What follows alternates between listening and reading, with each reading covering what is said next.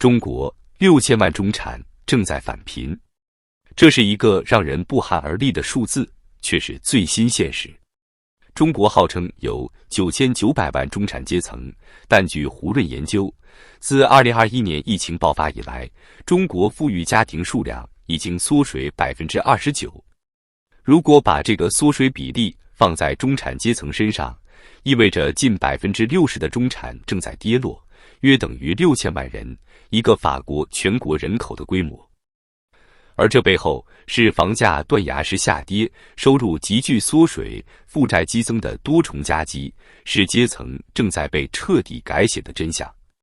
根据一位博主整理的数据，中国目前的负债群体多达 7.5 亿到9亿人，总债务高达200万亿元人民币。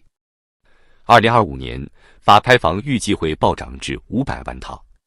房价腰斩的城市越来越多，就业环境岌岌可危，创业失败率居高不下。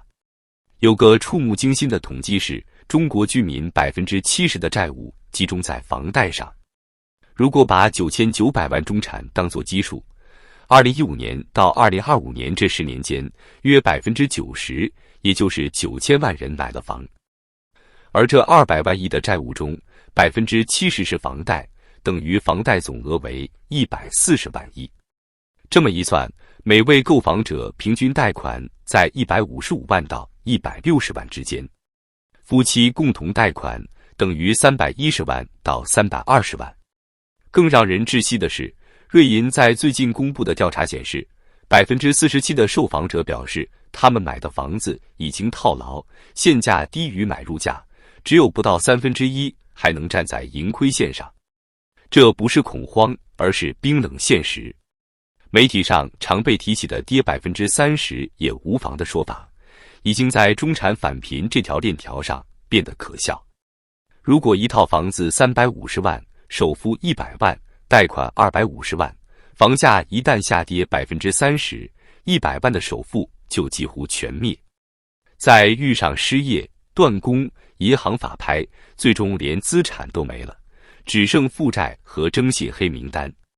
根据亚洲金融的数据，2025年中国已经有50个城市的房价相较历史最高点跌幅超过 30%。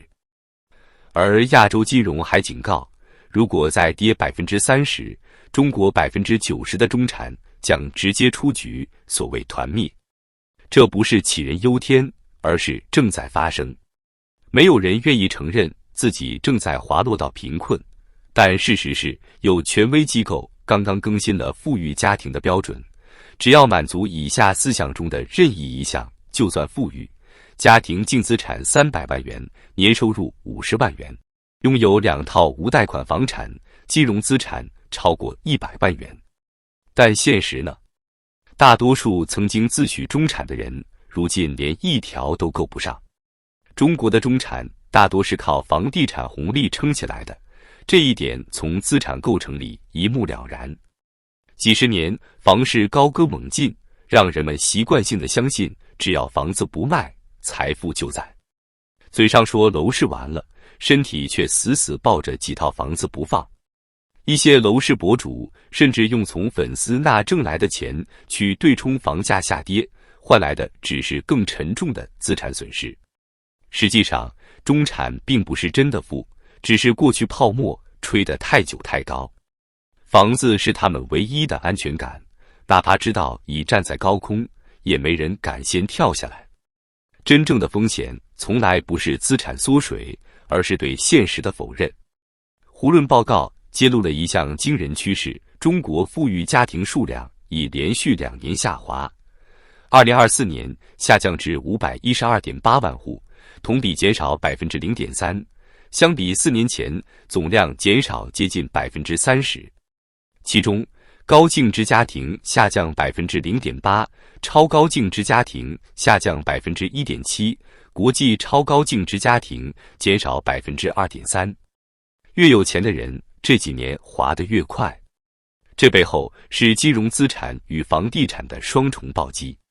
房价下跌，股市低迷，再加上产业裁员潮，经济政策多变，让无数原本站得很高的人一夜之间掉进深渊。高净值人群的生活方式也出现了巨变。疫情前，他们追求潇洒随性，喜欢扩展人脉、炫耀性消费，而现在，他们变得理性、稳健，注重家庭和自我，追求隐性和实用的价值。消费心态从我要显摆变成了我得活下去。数据显示，2024年高净值人群的平均消费意愿为 79.7 分，虽然仍高于中产的76分，但他们更愿意把钱花在家庭开销和健康上，奢侈性消费明显缩水。甚至在旅行消费上，他们优先选择的是私密和医疗保障。这些变化说明，即使是社会的金字塔顶层，也开始为不确定性的未来而焦虑。而对于本就资源紧张、债务累累的中产而言，更是毫无缓冲。更吊诡的是，高净值人群对科技类产品的兴趣反而增强，花钱买手机、智能家居、可穿戴设备变得频繁。这并不是炫富，而是他们在用最冷静的方式确保生活效率。他们已经不玩情怀，只讲实用。一份被忽视的细节是，胡润报告在调查最想要的东西时，金钱在今年1月升至第3位，仅次于健康和幸福。4年前，这个排名还在第10。这不是物欲回潮，而是对现金流的极度渴求，是对生活不确定性的本能防御。一个时代正在悄然退场，那个以房产升值为信仰，以投资小店为理想，以中产身份为骄傲的时代，正一步步被终结。人们以为能靠存量资产撑住现状，现实却是资产正在变成债务，梦想正在化为噩梦。这一切的起点，正是中国中产资产构成的高度单一，以及对房产永涨不跌的盲目信仰。人们已经被困在房产、债务和幻象里太久，现在泡沫破裂了，所有幻想都得付出代价。中产返贫不仅是统计表上的数字，更是一场真实的社会灾难，正在一条条街巷、一间间店铺中静默地发生。奶茶店、咖啡馆、小酒馆，这3个原本象征着小确幸的地方，如今成了年轻人破产的3部曲。他们不再是通往自由和自我实现的创业跳板，而是被现实击溃的陷阱。一批又一批年轻人怀揣积蓄，义无反顾投入进去，最终带着债务、绝望和一纸停业通知离开。有一对年轻人从北京大厂辞职，回到家乡开了一家咖啡馆。他们本以为找到了理想生活的开关，却很快被现实狠狠抽了一巴掌。一整天没有一个客人，水电、房租步步紧逼，最终只能选择关门止损。几十万元的投入换来的只是彻底的幻灭。还有一位创业者在写字楼旁开了一家充满文艺气息的小酒馆，从一开始就无法达到盈亏平衡点。日均营业额只有1800元，却需要3000元才能不亏。他坚持了半年，最终也黯然关停。回顾这段失败经历，只留下了一句掏心窝子的话：别轻易尝试，尤其是在那些看起来很热，实则过剩的赛道。这些故事背后是无数正在倒下的小店。据中国连锁经营协会数据，2025年中国新茶饮市场规模增速将从2023年的 44.3% 放缓至 12.4%， 增长还在，只是已经极度饱和。从北上广深到4、5线县城，小吃街上每隔几米就是一家饮品店，甚至同品牌奶茶店门对门开着。一条街上开了10几家咖啡馆，几乎没人真正盈利。社交平台上倒闭帖成千上万，甚至有博主整理出开店前必看倒闭日记合集，阅读量爆表。小红书上咖啡店倒闭闲置处理的笔记超过50万篇。中产返贫新3件套这个说法不是段子，是铁一般的现实。那些曾经在朋友圈晒营业额排队图的小店主，如今要么转卖2手咖啡机，要么彻底销声匿迹。更残酷的是，这不是因为年轻人不努力，而是整个市场已经无利可图，成本居高不下，选址、运营、宣传、人员、租金，每一项都是无底洞。一旦现金流断裂，哪怕是一天，都可能是致命打击。而一旦关门，除了留下一堆设备和债务，没有人会记得曾经开过这家店那段拼命活过的时光。过去5年，中国的新兴创业项目就像一波又一波海浪，不断被炒热又迅速冷却。从民宿、剧本杀、露营，到现在的饮品、小酒馆，每一轮都是一个中产创业梦的崩塌现场。经济的寒气不止扑面而来，而是已经渗入骨髓。胡润的报告中提到，受国际局势与宏观环境影响，高净值人群的经济宽裕度较2021年骤降 29%。如果最顶端的人都在紧缩开支、下调预期，那底层和中间的空间还能剩多少？更值得注意的是，中国人民银行在2025年第2季度例会中罕见提到物价持续低位运行。